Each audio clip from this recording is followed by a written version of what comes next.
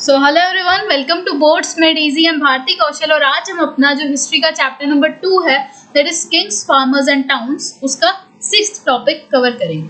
ठीक है, so before starting the topic हम टॉपिक की हेडिंग देख लेते हैं। ठीक है, सो टॉपिक की हेडिंग क्या कहती है? Towns and trade. ठीक है, देखिए दोनों वर्ड्स को अगर हम अलग अलग समझें, सो टाउन्स का क्या मतलब होता है? टाउन्स का मतलब होता है एक जोग्राफिकल एरिया जहाँ पे ह्यूमन पॉपुलेशन रहती है, या इसको अगर मैं मोर कॉम्प्रिहेंसिव तरीके से कहूँ तो जहाँ पे मतलब एक वो जोग्राफिकल एरिया जिसकी पॉपुलेशन ओवर 1 लाख है, that is a town. Okay, then second is trade. Trade क्या होता है?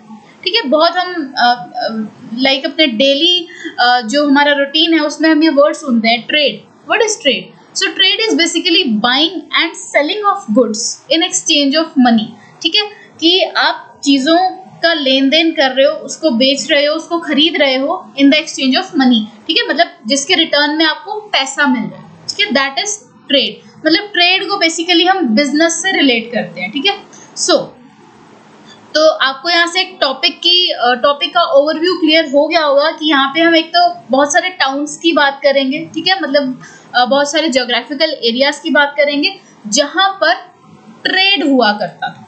ओके, सो अच्छा, बिफोर स्टार्टिंग द टॉपिक एक बार अगर मैं इस टॉपिक को एज अ मतलब एक एग्जाम पॉइंट ऑफ व्यू से देखूं, so it is not important. ठीक है, मतलब बोर्ड के एग्जाम में इस टॉपिक से कुछ खास आता नहीं है।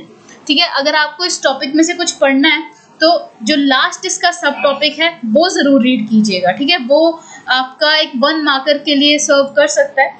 अदरवाइज ये जो पूरा टॉपिक है इसको सिर्फ आप एक रीडिंग देंगे एंड दैट्स इट। ठीक है, that is enough, that is sufficient, क्योंकि इसके थ्रू कोई खास क्वेश्चंस बन के आते नहीं हैं, नॉट इवन द 1 मार्कर्स। तो जस्ट एक बार रीड कर लेना कि इन केस 1-2 नंबर का भी आ जाए तो आप लाइक एक तुक्का तो मार ही सको। ठीक है, सो अब स्टार्ट करते हैं। तो इसका पहला सब टॉपिक है न्यू सिटीज। ठीक है, नई सिटीज। सिटी क्या होती है? सिटी मतलब टाउन। ठीक है, टाउन एंड सिटी कहीं ना कहीं आप उसको इंटरचेंजेबली यूज कर सकते हैं। ठीक है, सो सिटीज ऑल्सो अ प्लेस, मतलब क्लास 1 सिटी क्या होती है? तो जिसकी पॉपुलेशन ओवर 1 लाख है। सो नई नई सिटीज के बारे में हम यहाँ पे डिस्कस करेंगे। Let us retrace our steps back to the urban centers that emerged in several parts of the subcontinent from 6th century. ठीक है, तो यहाँ पे हम उन अर्बन सेंटर्स की बात करेंगे। अर्बन सेंटर्स क्या होते हैं? देखो, अर्बन वर्ड आप काफी सुनते हो। अर्बन एरियाज होते हैं जो रूरल एरिया से अलग होते हैं। ठीक है, रूरल एरिया होते हैं जो थोड़े गाँव के एरिया होते हैं। अर्बन एरिया कौन से होते हैं? जो शहरी एरिया होते हैं। सो यहाँ पे हम कुछ अर्बन सेंटर्स की बात करेंगे, कुछ अर्बन एरियाज की बात करेंगे जिसके बारे में हम पहले भी डिस्कस कर चुके हैं। That is mainly the capitals of Mahajanapada. ठीक है, आपको पता है हमने पिछली वीडियोस में डिस्कस किया है about the capital of Mahajanapada, that is Magadh, है ना। मगध में हमने डिस्कस किया था ना कि वो इतना प्रोमिनेंट क्यों था, वो एक सिटी इतनी प्रोमिनेंट क्यों थी कि उसको कैपिटल ऑफ महाजनपद ही बना दिया गया था, जिसमें हमने देखा था it is because of the reason क्योंकि वहाँ पे जो एग्रीकल्चर था वो बहुत प्रोडक्टिव था। अब एग्रीकल्चर प्रोडक्टिव है तो डेफिनेटली उस एग्रीकल्चरल प्रोड्यूस के थ्रू बहुत ज़्यादा रेवेन्यू मिलती थी, बहुत ज़्यादा पैसा आता था। इस वजह से वो एक अर्बन सेंटर को कंट्रीब्यूट कर रहा था। उसके अलावा हमने ये पढ़ा था कि वहाँ पे बहुत सारे एलिफेंट्स थे वहाँ के फॉरेस्ट में, एंड डेफिनेटली एलिफेंट्स का वहाँ पे होना कहीं ना कहीं मिलिट्री को सपोर्ट कर रहा था, क्योंकि हमने पढ़ा है ना कि उस टाइम पे मिलिट्री भी बहुत अलग अलग टाइप्स की होती थी। चैरियट की मिलिट्री होती थी, नेवी होती थी, एक फुट सोल्जर्स होते थे, एंड साथ में एलिफेंट वाली मिलिट्री भी होती थी, वो सोल्जर्स जो कि एलिफेंट पे आया करते थे। उसके अलावा हमने पढ़ा था कि यस वो एरिया था जहाँ पे आयरन ओर माइंस वर अबंडेंट। ठीक है, जहाँ पे यू कैन से जो लोहे की खानें थी वो बहुत ज़्यादा थी, एंड आपको पता है उस टाइम पे लोहा यूज़ होना शुरू हो चुका था 6th सेंचुरी के आसपास, जिस वजह से उस पीरियड को लैंडमार्क भी कहा जाता है ऑफ एंशिएंट हिस्ट्री। ठीक है, एंड उस लोहे के थ्रू क्या होता था? वेपन्स या टूल्स बनते थे, एंड डेफिनेटली जब किसी एरिया में वेपन्स एंड टूल्स बन रहे हैं तो उसकी एक अलग से एक एनॉर्मस इम्पोर्टेंस बनेगी ही बनेगी उस रीजन की। ठीक है, तो and yes most important was that क्यों मगध इतना फेमस था, बिकॉज वहाँ पे जो वो एक गंगा के किनारे बसा हुआ था, जिसके थ्रू कम्युनिकेशन बहुत अच्छा हो जाता था। ठीक है, ये मैंने आपको पिछली वीडियोस में भी बताया कि पहले टाइम में जो कम्युनिकेशन होता था it was directly linked to transportation. ठीक है, क्योंकि देखिए पहले टाइम में हमारे पास कोई मोबाइल फोन्स, टेलीग्राफ्स, टेलीफोन्स कुछ नहीं थे। ठीक है, ये बहुत ही पुरानी बातें हैं। तो उस टाइम पे जो कम्युनिकेशन था वो ट्रांसपोर्ट के थ्रू ही फैसिलिटेट किया जाता था, क्योंकि उस टाइम पे जैसे सपोज आपने कोई लेटर लिखा है, ठीक है, उसको आप पोस्ट ऑफिस में देते थे, तो वो पोस्ट के थ्रू वो एक जगह से दूसरी जगह पहुंचता था। अब या तो वो पोस्ट वाटरवेज के थ्रू ट्रांसपोर्ट होके एक जगह से दूसरी जगह आ जाती थी, या फिर क्या था वो रेलवेज के थ्रू जाती थी। या आपने कुछ मूवीज या कार्टून्स में देखा होगा कि पिजन्स के साथ कुछ लेटर बांध के भेज दिया जाता था जो एक जगह से दूसरी जगह पहुंचा करते थे। ठीक है, तो उस टाइम पे जितना भी आपका कम्युनिकेशन था कि जो भी आप मैसेज किसी दूसरे बंदे को देना चाहते थे जो दूसरे शहर में रहता है, उसको ट्रांसपोर्ट के थ्रू ही वो मिलता था। क्योंकि अगर लेटर एक जगह से दूसरी जगह पहुंचेगा नहीं तो अगले को वो मैसेज मिलेगा कैसे, क्योंकि फोन्स तो है नहीं ना हमारे पास, या हमारे पास कोई ऐसी माइंड वाली पावर्स भी नहीं है कि हम अगले की बात इतनी दूर बैठे भी समझ लें कि फलाना बंदा मुझे याद कर रहा है ना। So it's not possible. तो इस वजह से जो महाजनपद की कैपिटल थी दैट इज मगध, वो एक प्रोमिनेंट अर्बन सेंटर था, क्योंकि वहाँ पे बहुत अच्छी अच्छी फैसिलिटीज थी, है ना, जिसके थ्रू उसको अर्बन सेंटर करार दिया गया था। So virtually all major towns were located on the routes of communication. जैसे मैंने आपको बताया है कि जितने भी अर्बन सेंटर्स हैं, जितने भी ये टाउन्स हैं, ये सारे कहीं ना कहीं रूट्स ऑफ कम्युनिकेशन पर बसे हुए थे, यानी यू कैन से एक अच्छे खासे वहाँ बसे हुए थे जहाँ पे जो नदियाँ थी उनकी ट्रिब्यूटरीज थी वो एक जगह से दूसरी जगह को कनेक्ट करती थी। ठीक है, क्योंकि पहले टाइम में सिर्फ दो ही टाइप का ट्रांसपोर्ट था, one was waterways and second was roadways. ठीक है, जो लैंड रूट्स के थ्रू होता था, जैसे अब उस टाइम पे अनमेटल्ड रोड्स थी, है ना, मिट्टी की सड़कें थी, तो उसी के थ्रू ही ट्रांसपोर्टेशन होती थी, कम्युनिकेशन हो पाती थी। Now some such as Pataliputra were on the river and routes. अच्छा, आपको याद होगा हमने पिछली वीडियोस में डिस्कस किए थे 5 major political centres of Mahajanapada, जिसमें हमने देखा था one was Pataliputra, second was Toshali, third was Taxila, fourth was Ujjaini and fifth was Swarnanagari, है ना। ये 5 हमने पॉलिटिकल सेंटर्स पढ़े थे, जिसमें हमने पढ़ा था कि पाटलिपुत्रा रिवरन रूट पे था। रिवरन रूट पे होना मतलब जैसे मैंने आपको बताया ही जो मैरिन रूट्स है, मतलब जहाँ पे जो ट्रांसपोर्टेशन सेंटर बन रहा है वो सिर्फ उसके वाटरवेज के होने की वजह से बन रहा है, क्योंकि वो नदी के किनारे बसा हुआ एक शहर है, बसा हुआ एक यू कैन से एरिया था, जिस वजह से एक जगह से दूसरी जगह पे ट्रांसपोर्टेशन पॉसिबल थी, है ना। तो वो रिवरन रूट्स पे था, मतलब नदियों के थ्रू ही एक जगह से दूसरी जगह जाया जाता था। Then other such as Ujjaini were on land routes. Ujjaini के साथ साथ हमने तोशाली भी पढ़ा था, तोशाली या तक्षशिला, इनमें से भी कोई एक जो था वो लैंड रूट्स पे बसा हुआ था। लैंड रूट्स पे होने का मतलब है कि सड़क के थ्रू ही वहाँ पे ट्रेड हो रहा था, सड़क के थ्रू ही दीज 2 टाउन्स वर कनेक्टेड। ठीक है, ये सब हम पहले पढ़ चुके हैं। Okay, and yet other such as Puhar were near the coast. अच्छा, कोस्ट क्या होती है?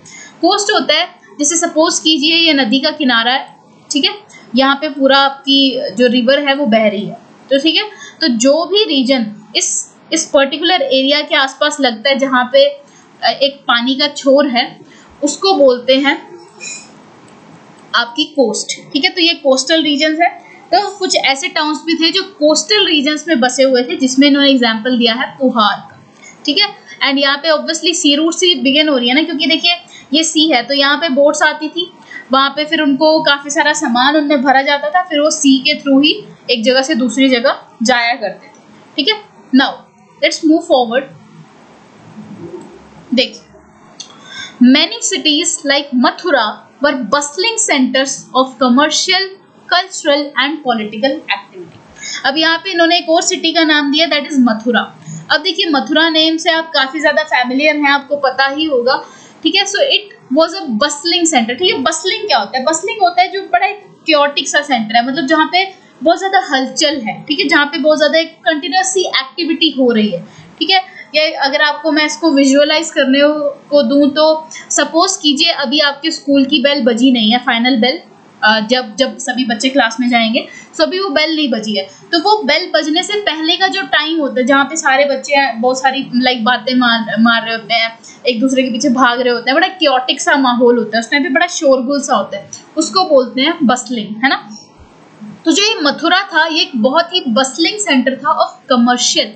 What is commercial? कमर्शियल होता है जिसका लाइक मनी से रिलेटेड कोई एक्टिविटी, ठीक है, जिस भी चीज में मनी का एक्सचेंज आ रहा है that is a commercialised activity. Okay, तो ये एक कमर्शियल सेंटर भी था क्योंकि ये भी एक यू कैन से एक रिवर एंड रोड पे पड़ता था जिसके थ्रू बहुत ज्यादा ट्रेड किया जाता था एक जगह से दूसरी जगह। Secondly cultural activity. Cultural activity आपको पता ही है कि मथुरा में कितने सारे टेम्पल्स हैं, वहाँ पे काफी सारे टूरिस्ट भी जाते हैं, अलग अलग मान्यताएं हैं उस प्लेस को लेकर क्योंकि वो कृष्ण जी से रिलेट की जाती है, तो डेफिनेटली कल्चरल एक्टिविटी के लिए भी ये बहुत बड़ा एक बस्लिंग सेंटर था। उसके अलावा पॉलिटिकल एक्टिविटी एज वेल। अच्छा, आप देखिए, आपने अभी तक पढ़ा होगा कि किसी भी मतलब हमेशा एक वैसी ही सिटी चुनी जाती थी for a rule by kingdom जहाँ पे हर चीज़ की फैसिलिटी है या जो एक बहुत ही प्रोमिनेंट सेंटर है। अब आपको पता ही है कि जो हमारे ब्रिटिशर्स थे उन्होंने अपनी कैपिटल किसको बनाया था? कोलकाता को बनाया था। क्यों बनाया था? क्योंकि वहाँ से आपके रिवरन रूट्स अच्छे थे जिसके थ्रू ट्रेड भी हो सकता था और वहाँ पे बाकी सारी फैसिलिटीज़ भी बहुत अच्छे से अवेलेबल थी। वैसा ही है कि मथुरा में क्या था कि Mathura was a kind of urban centre, इसीलिए इसको एक पॉलिटिकल सेंटर वाला प्लेस भी माना जाता था। ठीक है, so this was all about your first topic, new cities. All this में कुछ प्रोमिनेंट नहीं है, आप ये पहले भी पढ़ चुके हो, तो just give it a general reading. Okay, now अब हम अगला सब टॉपिक देखते हैं। तो आपका अगला सब टॉपिक है अर्बन पॉपुलेशन। अब देखिए, अभी तक हमने सिर्फ अर्बन सेंटर के बारे में पढ़ा कि अर्बन सेंटर्स में क्या क्या एक्टिविटीज होती हैं या मतलब एक अर्बन सेंटर बाकी सेंटर से कैसे डिस्टिंक्ट है। ठीक है, अब हम पढ़ेंगे उस अर्बन पॉपुलेशन के बारे में। जो वो शहर था वहाँ पे पॉपुलेशन कौन सी रहती थी, कि अगर हमने मथुरा पढ़ा है वहाँ पे कैसी पॉपुलेशन है, अगर हमने उज्जैनी पढ़ा है वहाँ कैसी पॉपुलेशन है। So it is elites and craft persons. ठीक है, एलिट्स क्या होते हैं? एलिट होते हैं जो आपकी बिल्कुल हाई क्लास, जो थोड़ी एक रिच क्लास होती है ना, अपर क्लास। ठीक है, जिसको आप हिस्ट्री में बोलते भी हो एरिस्टोक्रेसी, ब्यूरोक्रेसी टाइप्स। तो एक एलिट क्लास भी थी उस अर्बन पॉपुलेशन में। उसी के साथ साथ वहाँ पे क्राफ्ट पर्सन्स भी थे। अब मतलब यू कैन से कि एक पूरी एक सोसाइटी बनी हुई थी even with in these urban centres as well, जहाँ पे एलिट से लेके क्राफ्ट पर्सन्स तक सभी लोग मौजूद थे। अब देखिए, we have seen that kings and ruling elites lived in fortified cities. अच्छा, अब आपको पता होगा fortified cities के बारे में भी हम पिछली वीडियोस में बात कर चुके हैं, बट स्टिल चलो देखो क्या होता है कि सपोज करो ये एक किंग का कासल है, तो मेनली ये जो किंग का कासल है ये कहाँ बनाया जाता है? बिल्कुल सेंटर में बनाया जाता है और उसके आसपास ना दीवारें खड़ी कर दी जाती हैं और फिर अब जो ये एरिया बनता है यहाँ पे एक पर्टिकुलर एक्टिविटी कंडक्ट कराई जाती है। ठीक है, उसके बाद एक और यहाँ पे दीवार की लेयर बना दी जाती है। अब यहाँ पे एक और पर्टिकुलर एक्टिविटी कराई जाती है, से यहाँ पे किंग अपनी आर्चरी वगैरह, हंटिंग वगैरह की प्रैक्टिस कर रहा है। फिर क्या होता है, फिर एक और लेयर बन गई यहाँ पे दीवार की, तो यहाँ पे एक और पर्टिकुलर एक्टिविटी हो रही है, क्या तो पेस्टोरलिज्म हो रही है या एग्रीकल्चर वाली एक्टिविटी हो रही है। ठीक है, तो that is a fortified city. या आपने आई थिंक पद्मावत में भी देखा होगा, उस मूवी में भी क्या है, देखो ऊंची ऊंची दीवारें बनी हुई थी, है ना, उस किले पे। मतलब जो शाहिद कपूर जिस किले में रहते थे, जहाँ पे खिलजी अटैक करने आया था, वो एक बहुत ऊंची ऊंची दीवारें बनी हुई थी। क्यों बनी हुई थी? उसका पर्पस क्या है इतनी बड़ी बड़ी ऊंची ऊंची दीवारें बनाने का, इतनी मल्टीपल लेयर्स बनाने का before the opening of castle? इसका रीजन ये था कि वहाँ पे प्रोटेक्शन इंश्योर करती थी, क्योंकि देखो जितनी ऊंची दीवारें, जितनी बड़ी बड़ी दीवारें, जितनी ज्यादा लेयर्स, उतना ही एनिमी को टाइम लग जाएगा आपके कासल तक पहुंचते हुए और आपको अटैक करते हुए। ठीक है, तो दैट इज व्हाई फोर्टिफिकेशंस बनाई जाती थी। फोर्टिफिकेशन का मतलब क्या होता है? फोर्टिफिकेशन का मतलब ये होता है वेल डिजाइंड, ठीक है, वेल प्रोटेक्टेड एरिया, उसी के बोलते हैं फोर्टिफाइड एरिया।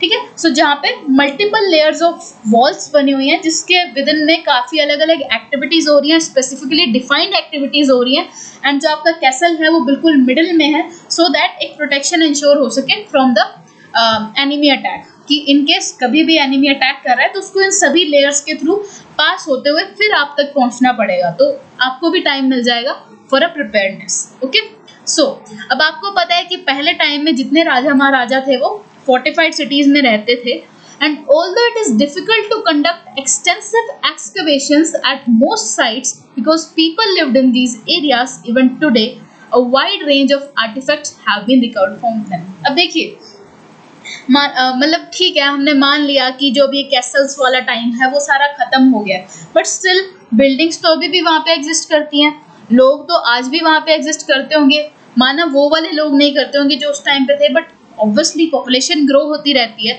तो हर किसी को एक रिजाइडिंग प्लेस चाहिए ही चाहिए। तो आज के टाइम में भी वहाँ पे इतने लोग हैं जिस वजह से ना कुछ खास खुदाई नहीं हो पाई, ठीक है। एक्सकवेशन होता है खुदाई और एक्सटेंसिव होता है लार्ज स्केल, ठीक है।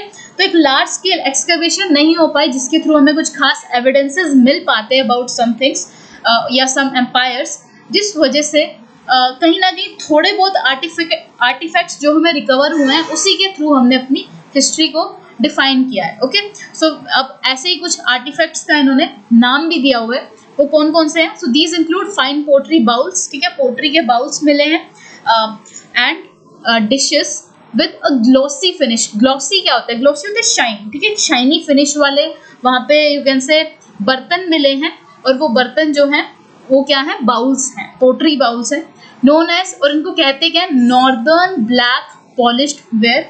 इस वर्ड को आप अंडरलाइन कर सकते हैं या हाईलाइट कर सकते हैं, all that's not very important, but हो सकता है कि आप पता 1 मार्कर में क्या पूछ लें, तो जस्ट आपको एक थोड़ी सी नज़र पड़ जाए उस पर, ठीक है। नॉर्दर्न ब्लैक पॉलिश्ड वेयर, और वो क्या थे? वो कुछ बाउल्स या डिशेस थी जिनकी ग्लॉसी फिनिश थी, मतलब शाइन वाली फिनिश थी। ओके, जो है आपका ग्लॉसी वर्ड है, ये आपका की वर्ड है। Now probably used by rich people, और ऑब्वियसली देखो रिच पीपल को कुछ डिफरेंट चीज़ें ही चाहिए थी इस्तेमाल करने के लिए, उनके पास अलग रिसोर्सेज थे, अच्छे रिसोर्सेज थे, तो डेफिनेटली उनकी जो डिमांड्स थी वो भी अच्छे प्रोडक्ट्स की थी। तो इसलिए जो ये नॉर्दर्न ब्लैक पॉलिश्ड वेयर है ये कौन यूज़ करते थे? ये रिच एलिट पीपल यूज़ करते थे।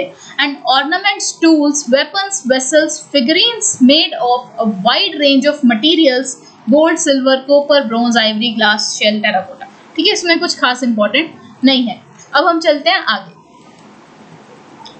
अब देखिए उसके अलावा है, by the 2nd century we find short votive inscriptions, we find short votive inscriptions in a number of cities, ठीक है।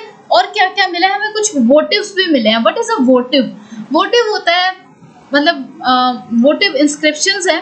तो देखिए वोटिव एक्चुअल में एक कोई चीज़ होती है जिसको आप ऑफर करते हो क्योंकि आपकी कोई इच्छा पूरी हुई है। जैसे सपोज करो आप मंदिरों में जाते हो, ठीक है, आप मंदिर में गए एंड आपने कोई मन्नत मांगी, ठीक है, कुछ भी मन्नत मांगी है, भगवान मुझे पास करा देना तो मैं ये आपको चढ़ाऊंगा, ठीक है, दैट इज अ वोटिव। जो आप इन रिटर्न चढ़ा रहे हो ना, आपकी मन्नत पूरी होने पे, आपकी वो इच्छा पूरी होने पे, तो उसको बोलते हैं वोटिव। And most of the times ये जो वोटिव्स होती हैं ये कुछ कैंडल की फॉर्म्स में भी होती हैं, ठीक है, एक ना ऐसे केस सा बना होता है, उसके अंदर कैंडल होती है, ठीक है। सो शॉर्ट वोटिव्स क्या मिले? तो वोटिव इंस्क्रिप्शंस मिले हैं, मतलब छोटे छोटे जो हैं कुछ ऐसी चीज़ें मिली हैं जो रिलीजियस इंस्टीट्यूशंस को चढ़ाई गई हैं, से टेम्पल्स, ठीक है, in the fulfilment of your वो और योर विश, ठीक है, आपकी कोई इच्छा पूरी हुई, कोई मन्नत पूरी हुई और आपने मंदिर में कुछ चढ़ाया, दैट इज अ वोटिव। तो ये वोटिव इंस्क्रिप्शंस मिली हैं। And these mention the name of the donor and sometimes specify her occupation as well। और क्या है कि अब क्योंकि ये इंस्क्रिप्शन है, छोटी छोटी इंस्क्रिप्शन है, तो क्या होता था इसके अंदर एंड आपको पता ही है कि इंस्क्रिप्शंस में तो नाम वगैरह लिखा ही जाता था, तो इसके अंदर एक तो नाम लिखा गया कि किसने ये चढ़ाई हैं, उसी के साथ साथ कई बार उसका ऑक्यूपेशन भी लिखा जाता था कि वो क्या मतलब वो बंदा क्या काम करता है, वो भी इन शॉर्ट वोटिव इंस्क्रिप्शंस में लिखा गया है। जो छोटे छोटे चढ़ावे हैं उनमें ये भी लिखा गया है कि वो किसने दिया है और वो क्या काम करता है। Okay, now they tell us about people who lived in towns, that is washing folk, weavers, scribes, carpenters, porters, goldsmith, blacksmith, officials. मतलब अब उसके अलावा कुछ इंस्क्रिप्शंस में इन सारे लोगों के बारे में भी लिखा गया है जो टाउन्स में रहा करते थे। तो अब देख सकते हैं आप वॉशिंग फोक, वीवर, स्क्राइब्स वगैरह भी हैं, और उसी के साथ साथ बड़े बड़े राजा भी हैं, मर्चेंट्स भी हैं, किंग्स भी हैं, ठीक है। स्क्राइब क्या होता है? ये आप स्क्राइब वर्ड ना आपको जब बोर्ड की आंसर शीट मिलेगी ना जिसमें आप अपने पर्टिकुलर्स भरोगे वहां पे भी पूछा जाएगा स्क्राइब रिक्वायर्ड। तो स्क्राइब का मतलब होता है राइटर, ठीक है, कि इन केस आपको सपोज फ्रैक्चर हो गया, आप लिख नहीं सकते हो, तो उस टाइम पे क्या होगा कि एक आपको स्क्राइब प्रोवाइड किया जाएगा जिसको आप डिक्टेट करोगे अपनी इन्फॉर्मेशन और वो सारी आपकी आंसर शीट पे लिखेगा, मतलब एक आपके सब्स्टिट्यूट की तरह वो काम करेगा। तो ठीक है, स्क्राइब क्या होता है, राइटर्स ही होते हैं। उसके अलावा देखिए कारपेंटर्स, पोर्टर्स, ये सब थोड़े क्वाइट लोअर देन किंग्स। तो देखिए हर वॉक्स ऑफ लाइफ के पीपल उस टाइम में अर्बन सेंटर्स में रहा करते थे। मर्चेंट्स होते हैं आपके ट्रेडर्स, ठीक है, जो ये ट्रेड करते हैं या बिजनेस करते हैं उनको मर्चेंट्स कहा जाता है। Now sometimes guilds or shrenis, that is organizations of craft producers and merchants were mentioned as well। और inscriptions में कई बार कुछ guilds या श्रेणीज का नाम भी दिया जाता था। guilds का अगर मैं आपको एक लिटरल मीनिंग बताऊं तो guilds होते हैं एक वो ग्रुप जिनका एक कॉमन इंटरेस्ट है, मतलब जो एक पर्टिकुलर ही काम करना चाहते हैं। कि सपोज कीजिए एक पूरा ग्रुप है जो टीचिंग में ही इन्वॉल्व है, तो दैट इज वन गिल्ड, ठीक है। गिल्ड क्या होता है, एक ग्रुप जिनका एक जो या तो सेम काम कर रहे हैं या जिनका एक ही इंटरेस्ट है। ये सपोज कीजिए आपकी क्लास है जिसमें 15-20 बच्चे हैं जिनको पेंटिंग में ही इंटरेस्ट है और वो पेंटिंग ही पढ़ना चाहते हैं, तो वो पेंटिंग वाला एक गिल्ड हो गया आपका। एंड गिल्ड का इन्होंने एक अलग नाम दिया है श्रेणीज। तो वैसे ही अब यहाँ पे जो गिल्ड्स थे वो इन्होंने कौन कौन से मेंशन किया, तो गिल्ड्स ऑफ क्राफ्ट प्रोड्यूसर्स जो क्राफ्ट का काम करते थे, art and craft, and merchants, ठीक है, ट्रेडर्स का ग्रुप। तो 2 गिल्ड्स का इन्होंने नेम दिया है जो जिनको इंस्क्रिप्शंस में भी मेंशन किया गया। Now these guilds probably procured raw materials, regulated production and marketed the finished product. अच्छा देखिए आपकी जो ये पूरी मैन्युफैक्चरिंग वाली चेन होती है उसमें क्या होता है, फर्स्ट ऑफ ऑल आपको रॉ मटेरियल चाहिए। कि सपोज अगर आपको कॉटन क्लोथ्स की आपकी इंडस्ट्री है तो फर्स्ट ऑफ ऑल आपको रॉ मटेरियल तो चाहिए होगा, रॉ मटेरियल से कॉटन, ठीक है, आपको कॉटन चाहिए। जब तक आपके पास कॉटन ही नहीं होगी आप कॉटन का कपड़ा कैसे बनाओगे, है ना। सो रॉ मटेरियल के बाद आपको क्या चाहिए, रॉ मटेरियल की आप कुछ माइनर प्रोसेसिंग करोगे या मैन्युफैक्चरिंग करोगे जिसके थ्रू जो कॉटन का आपका यान है it will be converted to a cotton cloth से टी शर्ट, ठीक है। कोई टी शर्ट आपने बना ली तो उसको आप बोलोगे कि आपने मैन्युफैक्चरिंग करके एक प्रोडक्ट बना दिया। अब जैसे ही वो फिनिश्ड प्रोडक्ट यानी आपकी जो टी शर्ट है वो बनी, अब वो क्या होगा, उसको मार्केट्स में भेजा जाएगा जहाँ पे उसकी बिक्री होगी। तो ये आपकी पूरी एक चेन होती है ऑफ प्रोडक्शन की, कोई भी जो मतलब प्रोडक्ट है वो कैसे बनता है। तो first of all it requires raw materials. तो ये जो आपके क्राफ्ट प्रोड्यूसर्स और मर्चेंट्स थे दे वर कनेक्टेड, क्योंकि क्राफ्ट प्रोड्यूसर्स का क्या काम है कि वो इन पर्टिकुलर रॉ मटेरियल की प्रोसेसिंग करेंगे एंड प्रोसेसिंग करके एक फाइनल प्रोडक्ट बनाएंगे। तो यहाँ तक किसका काम हो गया, आपका क्राफ्ट पर्सन का काम हो गया। उसके बाद इसको ट्रांसपोर्टेशन करके जब मार्केट में पहुंचाने का काम किसका रहेगा, वो मर्चेंट्स का रहेगा, ठीक है। सो ये पूरी आपकी एक प्रोडक्शन चेन थी। तो ये क्राफ्ट प्रोड्यूसर्स और मर्चेंट्स क्या करते थे, फर्स्ट ऑफ ऑल ये रॉ मटेरियल्स को प्रोक्योर करते थे, प्रिजर्व करते थे, इकट्ठा करते थे। Then they regulated the production, वही प्रोसेसिंग करते थे, मैन्युफैक्चरिंग करते थे उस रॉ मटेरियल की। Then marketed the finish product, फिर उस फिनिश प्रोडक्ट को मार्केट में भेज देते थे। फिर वो दुकानों पे जब जाता था तब उसकी बिक्री होनी शुरू हो जाती थी जहाँ पे मर्चेंट्स का काम आ जाता था। So it is likely that craft persons used a range of iron tools to meet the growing demands of urban elites। And उस टाइम पे क्योंकि अब आयरन का यूज होना शुरू हो ही गया था, आपको पता ही है, हम कितनी बार पढ़ चुके हैं। तो उस आयरन टूल्स का इस्तेमाल करते हुए ही जो क्राफ्ट पर्सन्स थे वो चीज़ों की मैन्युफैक्चरिंग करते थे, क्योंकि देखिए जो अर्बन एलिट्स थे वो न्यूएस्ट से न्यूएस्ट टेक्नोलॉजी के थ्रू बने हुए प्रोडक्ट्स को यूज़ करना चाहते थे। तो डेफिनेटली जो क्राफ्ट पर्सन्स थे they were forced to use iron tools, क्योंकि उस टाइम की जो लेटेस्ट टेक्नोलॉजी थी वो आयरन टूल्स का इस्तेमाल करती थी। ओके, सो यहाँ तक आपका जो है सेकंड सब टॉपिक भी खत्म हो गया, जिसमें हमने पढ़ा कि कुछ इंस्क्रिप्शंस मिली हैं जिसमें आपके वोटिव्स आ रहे हैं, और उसमें काफ़ी सारी जो है आपकी जो लोग थे जो वहाँ रहा करते थे, जो पूरी पॉपुलेशन थी जो अर्बन सेंटर्स में रहा करती थी, उसके बारे में भी हमने डिस्कस कर लिया। अब हम चलते हैं हमारे थर्ड सब टॉपिक पे, and that is trade in the sub continent and beyond. अब देखिए हमने फर्स्ट ऑफ ऑल पढ़ लिया कि अर्बन सेंटर थे कौन कौन से और वो कनेक्टेड कैसे थे एक दूसरे से। सेकेंडली हमने पढ़ लिया अर्बन पॉपुलेशंस, मतलब उन अर्बन सेंटर्स में लोग कौन कौन रहते थे। अब हम पढ़ेंगे वहाँ पे ट्रेड कैसे होता था, क्योंकि हमारा जो टॉपिक था वो दो, मतलब उसमें दो आपके वर्ड्स थे, one was towns, second was trade. So अब हम ट्रेड के बारे में डिस्कस करते हैं। So from the 6th century land and river routes crisscrossed the subcontinent and extended in the various direction। कि क्या हुआ, देखो विद टाइम ना हर चीज एक्सपैंड ही होती है, ठीक है। अगर आपकी कहीं पर एक टेक्नोलॉजी लॉन्च हुई है, स्टार्टिंग में वो शायद बहुत कम हो, रेयर हो, जिस वजह से वो महंगी होती है, बट विद टाइम ना वो बंटने लग जाती है, वो हर किसी तक पहुंच जाती है ना। सो वैसा ही था कि अब आपका जो ट्रेड था, जो आपका पहले सिर्फ विद इन द कंट्री हो रहा था, अब वो अब्रॉड तक जाने लगा, ठीक है। अब वो इतना एक्सपैंड हो गया कि अब दूसरी कंट्रीज के साथ भी हम लोग ट्रेड करने लगे थे। So it criss cross the sub continent, और हर जगह हर डायरेक्शन में फैला, जिसमें वो सेंट्रल एशिया तक भी पहुंचा, एंड उसके अलावा और भी बहुत सारी कंट्रीज में गया, ओवरसीज गया, from ports that dotted the coast line extending across the Arabian sea to North Africa, West Asia and through Bay of Bengal to South East Asia and China. या आपने भी अपनी ज्योग्राफी की बुक में पढ़ा भी होगा, या जैसे देखिए ये इतना रीजन हमारा पानी में पड़ता है ना इंडिया का, तो अब ये सारी इसको बोलते हैं कोस्ट लाइन, ठीक है। ये आपकी पूरी क्या है, ये सारी आपकी कोस्ट लाइन है। और आपको पता है इस कोस्ट लाइन पे कितने सारे पोर्ट्स हैं, जैसे यहाँ पे आपका कांदला पोर्ट है, ठीक है। उसके अलावा यहाँ पे आपका मुंबई पोर्ट है, फिर एक मैंगलुरु पोर्ट है एंड कोची पोर्ट है। तो all of those, in ports के थ्रू क्या है, जो ट्रेड था वो आपका एक्सपैंड होता गया एंड वो सेंट्रल एशिया तक भी पहुंच गया, क्योंकि देखो हमारा जो इंडिया है वो साउथ ईस्ट एशिया में था, है ना।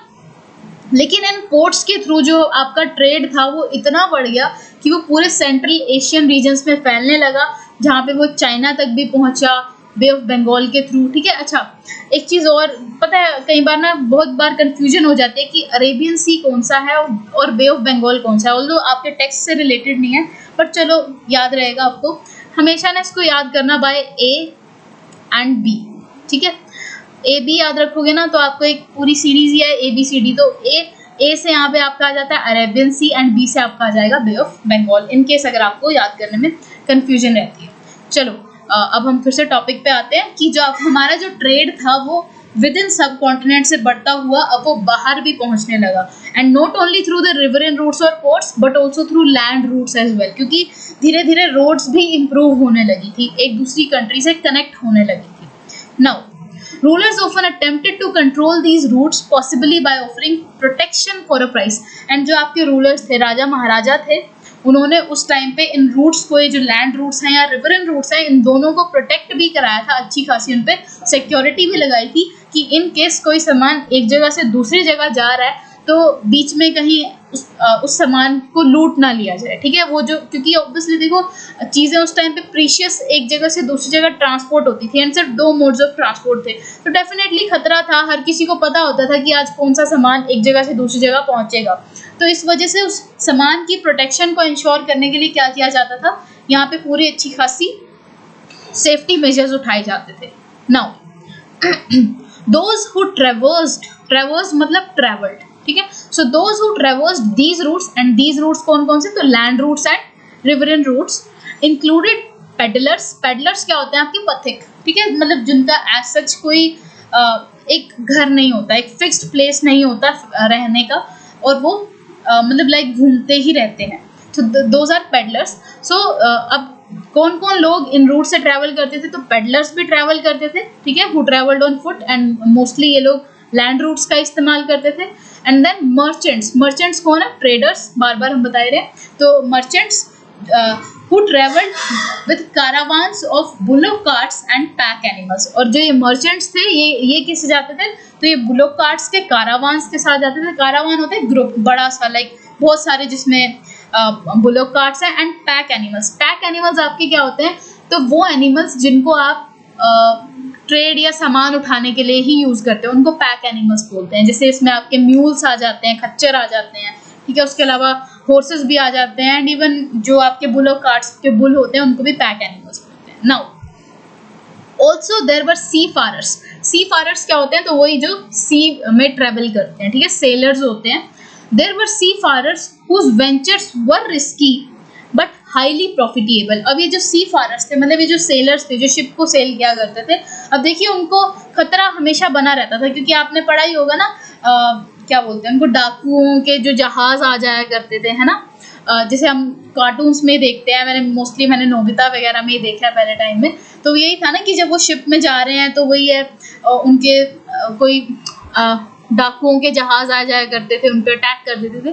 तो वैसा ही पहले टाइम में सच में भी होता था कि सेलर्स पे कई बार अटैक हो जाता था as a matter of robbery, ठीक है, सामान चुराने के लिए उनसे उन पर अटैक कर दिया जाता था। तो ये जो सी फारर्स थे, इनके जो वेंचर्स थे, वेंचर्स होते हैं तो जो इनका टास्क था या जो भी इनका काम था, जो भी इनका प्रोग्राम था, जो भी इनकी एक्टिविटी थी, वो थी तो रिस्की लेकिन प्रॉफिटेबल थी, क्योंकि डेफिनेटली ना आपको तो प्रॉफिट मिलेगा ना, अगर आप एक सामान को दूसरी जगह तक पहुंचा रहे हो। अब आप एक सेंट्रल चैनल हो तो आपको एक अलग से कमीशन आएगा ही आएगा, तो ये प्रॉफिटेबल बहुत था बट रिस्की था। Now successful merchants designated as Masatuan in Tamil and Sethis and Satvahanas in Prakrit would become enormously rich। और वही है, जिन भी सेलर्स के या जिन भी मर्चेंट्स का ट्रेड सक्सेसफुल हो जाता था वो डेफिनेटली अमीर काफ़ी हो जाया करते थे। Now a wide range of goods were carried from one place to another. फिर अब यहाँ पे बताया गया कि कौन कौन सा सामान एक जगह से दूसरी जगह ले जाया जाता था। तो इसमें आपका सॉल्ट आता है, ग्रेन, क्लोथ, मेटल और finish products, stone, timber, medicinal plants and others, ठीक है। सो इसमें स्पाइसेस भी आपकी आती हैं, especially pepper, which were high in demand in Roman Empire as were textiles and medicinal plants. तो ये सारा आपका सामान इन्होंने बता दिया जो कि एक जगह से दूसरी जगह पहुंचाया जाता था। तो यहाँ पे आपका थर्ड सब टॉपिक भी खत्म हो गया। अब आपके पास आएगा ये वाला सब टॉपिक जो है कॉइन्स एंड किंग्स, जिसकी मैंने आपको स्टार्टिंग में भी बात की थी। तो यही है वो टॉपिक जिसको आपने ज़रूर एक बार पढ़ना है, क्योंकि इसमें से 1 मार्कर बन सकते हैं एंड बनते भी हैं, ठीक है। So first of all it's coins and Kings. Coin मतलब सिक्के, किंग्स मतलब राजा। तो राजाओं ने जितने भी सिक्के लॉन्च कराए थे हम उसके बारे में पढ़ेंगे यहाँ पे। So to some extent exchanges were facilitated by introduction of coinage. अब देखिए, आप कोई भी सामान की बिक्री कर रहे हैं, ठीक है, यू आर बाइंग और selling some goods, definitely in exchange आप तो कुछ लोग हैं ना। अब आज हम कोई सामान खरीदने जाते हैं, कोई भी प्रोडक्ट लेने जाते हैं, सपोज हम कोई सोप खरीदने जा रहे हैं, तो आप मनी तो दोगे ना, उसके एक्सचेंज में आपको सोप मिलेगा। तो पहले के टाइम में भी यही था कि जो एक्सचेंजेस थी वहाँ पे कॉइनेज का इस्तेमाल होता था, वहाँ पे सिक्कों का लेन देन होता था, ठीक है। So punch marked coins made of silver and copper were amongst the earliest to be minted and used। ये आपका फर्स्ट 1 मार्कर क्वेश्चन बन गया कि कौन से सिक्के थे जो सबसे पहली बार बने थे और इस्तेमाल में आए थे। मिंटेड का मतलब होता है बनना, ठीक है। सो कौन से सबसे पहले सिक्के थे जो बने थे या छपे थे, कुछ भी आप कह सकते हैं, और इस्तेमाल किए गए थे, तो those were punch marked coins, ठीक है। अब पंच मार्क्ड कॉइन्स होते क्या हैं? So let me show you the image. देखिए, ये आपकी बुक में ही दिया हुआ है, ये आपका एक पंच मार्क्ड कॉइन है, ठीक है। मतलब इसको अगर आप थोड़ा इमेजिन भी करेंगे आपको लगेगा कि कुछ स्टैंपिंग कर रखी है ना, और ऐसा है भी, देखो कुछ प्रेस्ड सा है और इस पर कुछ डिजाइन सा बना हुआ है, कुछ एनिमल मोटिव बने हुए हैं। तो that was a punch marked coins, और ये आपके सबसे पहले सिक्के थे जो इस्तेमाल किए गए थे, ठीक है। इंट्रोडक्शन ऑफ कॉइनेज इनसे हुई थी। Now these have been recovered from excavations at a number of sites throughout the subcontinent। और ये आपको कहाँ से मिले हैं, हमें कहाँ से मिले हैं? तो ये इन्हीं एक्सकवेशंस थे, इन्हीं खुदाइयों से, या जहाँ भी जैसे भी ढूंढा उसके थ्रू हमें ये मिले हैं। और अच्छा, numismatists have studied these and other coins to reconstruct the possible commercial networks. अच्छा देखिए, हम आर्कियोलॉजिस्ट वर्ड यूज करते हैं, ठीक है। आर्कियोलॉजिस्ट वर्ड हम किसके लिए यूज़ करते हैं? हम उन लोगों के लिए यूज़ करते हैं जो कुछ पुरानी चीज़ों को देखते हैं, उनके बारे में रिसर्च करते हैं एंड उसके थ्रू हमारी जो है हिस्ट्री को एक्सट्रैक्ट करने की कोशिश करते हैं। तो वैसे ही जो आपके न्यूमिस्मैटिस्ट होते हैं, ये कौन होते हैं? तो ये वो लोग होते हैं जो सिक्कों को कलेक्ट करते हैं एंड इनका बैकग्राउंड जानने की कोशिश करते हैं, इनकी हिस्ट्री बताते हैं, ठीक है। तो इनको क्या बोलते हैं? न्यूमिस्मैटिस्ट। तो कभी भी ये वर्ड आए तो कंफ्यूज नहीं होना, न्यूमिस्मैटिस्ट क्या होता है? तो जो सिक्कों की स्टडी करते हैं। Now Attempts made to identify the symbols on punch-marked coins with specific ruling dynasties, including Mauryas, suggest that these were issued by kings. अब जैसे जैसे हम देख रहे थे, देखिए हमने देखा भी था कि उस सिक्के पे कुछ जानवरों की तस्वीरें बनी हुई हैं, कुछ कुछ पैटर्न्स बने हुए हैं, तो उसके थ्रू ये पता लगता है कि इनको किसने इशू किया था, ये राजाओं ने ही इशू किया था.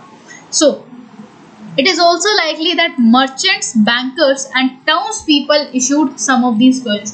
लेकिन ऐसा भी हो सकता है कि कुछ ट्रेडर्स ने या बैंकर्स ने, अब आज के टाइम के जो बैंक्स हैं वो डिफरेंट है, उस टाइम में भी कुछ ना कुछ तो बैंक्स होते होंगे जो कि इन कॉइन्स को इशू करते होंगे, या फिर टाउन्स पीपल देमसेल्फ, या फिर जो पर्टिकुलर एरिया में रहने वाले लोग थे, हो सकता है उन्होंने ही इन सिक्कों को इशू किया हो, इन सिक्कों को स्टार्ट किया हो. Now the first coins to bear the names and images of rulers were issued by Indo-Greeks. ये आपका सेकंड वन मार्कर आ गया कि कौन से मतलब किन्होंने उन सिक्कों को स्टार्ट कराया था, इशू कराया था, जिसपे जो है सिक्कों पर नाम भी लिखा हुआ है और साथ साथ इमेजेस भी हैं. तो ये शुरू कराया था इंडो ग्रीक्स ने. ठीक है, ये आपका सेकंड वन मार्कर हो गया. Who established control over the northwestern part of the subcontinent. ठीक है, तो जो north western part of the sub continent में रूल करते थे इंडो ग्रीक्स, उन्होंने कौन से सिक्के इशू कराए थे, तो जिन पे names as well as images थी रूलर्स.